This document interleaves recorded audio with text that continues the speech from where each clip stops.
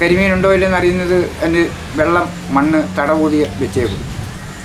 അതിൻ്റെ ഏതെങ്കിലും കല്ലിൻ്റെ ഒരു സൈഡിന് അല്ലെങ്കിൽ ഒരു മടലോ സൈഡിന് മുട്ടയായി കഴിഞ്ഞാൽ ഇവൻ കൊണ്ടൊന്ന് പറ്റിച്ച് കഴിഞ്ഞിട്ട് കുഞ്ഞുങ്ങളെ ഊതി ഇറക്കുന്നതിന് വേണ്ടിയാണ് ഈ മണ്ണൂതി ഒരു കുഴി ഉണ്ടാക്കിയിട്ട് അതുകൊണ്ടാണ് ആ വെളുപ്പ് കാണുന്നത്.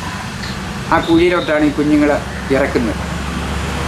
ഇറക്കി തള്ളയുടെ കൂടെ പോകാനുള്ള പ്രായമാകുന്ന സമയം വരെയും ആ കുഞ്ഞുങ്ങളെയും കൊണ്ട് തള്ളയും കൂടെ നടക്കും. മുട്ടയായിക്കഴിഞ്ഞാൽ ഇതെവിടെയെങ്കിലും മുട്ട കൊണ്ട് പറ്റിച്ച് കഴിഞ്ഞാൽ തന്തയും തള്ളയും അത് കുഞ്ഞുങ്ങൾ വിരിഞ്ഞിറങ്ങി ദൂരെ പോയി തീറ്റ് തിന്നാറാകുന്നിടം വരെയും അതിൻ്റെ കൂടെ തന്നെ കാണും. മക്കളുടെ കൂടെ ഇത്ര ആത്മാർത്ഥത കാണിക്കുന്ന വേറൊരു മീനും കാണാൻ കഴിയും.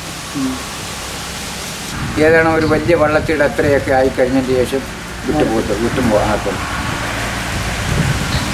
അടുത്ത മുട്ടയാകുമ്പോൾ നമ്മൾ വീട്ടുകൾ നമ്മുടെ ഭാര്യമാർ പ്രസവിക്കാറാകുമ്പോഴത്തേക്കും മക്കളെ മാറ്റുന്ന പോലെ തന്നെ മാറുകയാണ്.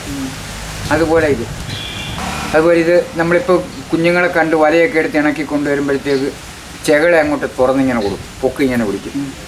കുഞ്ഞുങ്ങൾ ഞൊരച്ച് അതിനകത്തോട്ട് കയറി കൊണ്ടങ്ങ് വിട്ട് പോയിട്ട് വേറൊരു സ്ഥലത്ത് കൊണ്ടുവന്ന് ആ നനക്കമില്ലാത്ത സ്ഥലത്ത് കൊണ്ടുവന്ന് ചെകളെ ഉപസിക്കും എല്ലാവരും. ഇത് നിങ്ങൾ പിടിക്കാൻ ചെല്ലുമ്പോഴത്തേക്ക് ശത്രു വരുന്നത് തോന്നുമ്പോഴത്തേക്ക് എല്ലാത്തിനെയും കൂടെ അതിൻ്റെ വായിലോട്ട് കയറ്റി കഴിയുമ്പോൾ അങ്ങ് കൊണ്ടുപോയിട്ട് അത് നമ്മൾ വീശിയാ കിട്ടാത്ത സ്ഥലത്ത് ചെല്ലുന്ന ഭാഗത്ത് ചെല്ലുമ്പോൾ അതിനെ തുറന്നു വിടും. ഇപ്പം നമ്മളിപ്പോൾ വടക്കേ സൈഡ് പുല്ല് കിടക്കുന്നു, ഇതിന് നമ്മൾ ഇപ്പുറത്ത് ചെന്ന് വീശുമെന്ന് കണ്ട ഉടനെ അത് കുഞ്ഞുങ്ങളെ എങ്ങനെയെങ്കിലും എടുത്തുകൊണ്ട് ആ പുല്ലിൻ്റെ ഇടക്ക് പോകും. പുല്ലിൻ്റെ ഇടക്ക് പോയാൽ നമുക്ക് വീശാനൊക്കത്തില്ല, വീശിയാൽ കിട്ടത്തുമില്ല, അവന് വിളിച്ചിരിക്കാം. കുഞ്ഞുങ്ങളില്ലാത്ത മീനാണെങ്കിൽ നമ്മൾ പറയുന്നിടത്ത് ആ മീൻ വരും, ചൂളമടിച്ച് വരും. പക്ഷേ കുഞ്ഞുങ്ങളുണ്ടെങ്കിൽ വരത്തില്ല. അതുപോലെ കുഞ്ഞുങ്ങളുള്ള മീനും വലയ്ക്കകത്ത് വീണ് കഴിഞ്ഞാൽ നമുക്ക് പ്രത്യേകമായിട്ട് അറിയാൻ സാധിക്കും. അത് ഓടിച്ചിട്ട് നല്ലവണ്ണം കുഴഞ്ഞു കഴിഞ്ഞതിൻ്റെ ശേഷം നമുക്ക് കിട്ടാറുണ്ട്.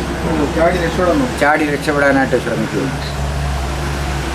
അപ്പോൾ നമുക്ക് കാലെ തട്ടുമ്പോൾ തന്നെ മനസ്സിലാക്കാൻ സാധിക്കും ഇത് മുട്ടയുടെ മീനാണ് അല്ലെങ്കിൽ കുഞ്ഞുങ്ങളുടെ മീനാണ് എന്ന് മനസ്സിലാക്കും.